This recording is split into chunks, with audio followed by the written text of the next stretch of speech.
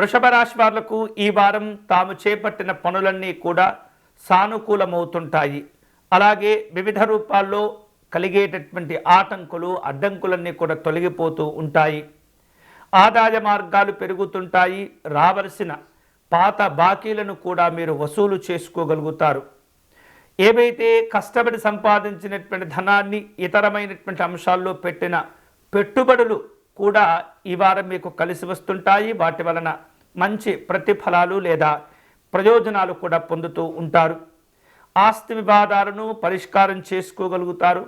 వ్యాపార సంబంధమైనటువంటి కార్యక్రమాల్లో అనుకూలత ఉంటుంది. భాగస్వామ్య అనుబంధాలు కలిసి వస్తుంటాయి.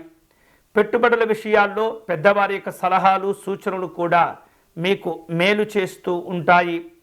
అనుభవజ్ఞుల యొక్క సలహాలు సూచనలు తీసుకునే ప్రయత్నం చేయండి. వివిధ రూపాల్లో కుటుంబ పరంగా ఏర్పాటు చేసుకోబోయేటటువంటి కొన్ని రకాల శుభ కార్యక్రమాలను కూడా విశేషంగా పూర్తి చేస్తారు. ఉద్యోగ విధి నిర్వహణలో బాధ్యతగా వ్యవహరిస్తూ ఉండాలి.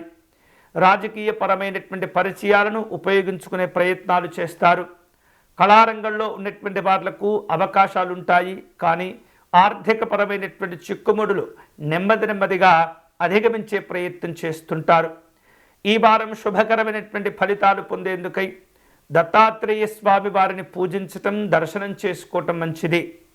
స్వామివారి దత్త కవచమును పారాయణం చేయటం కానీ సిద్ధమంగళా స్తోత్రమును పారాయణం చేయటం కానీ మీకు విశేష శుభాలను కలగచేస్తుంది.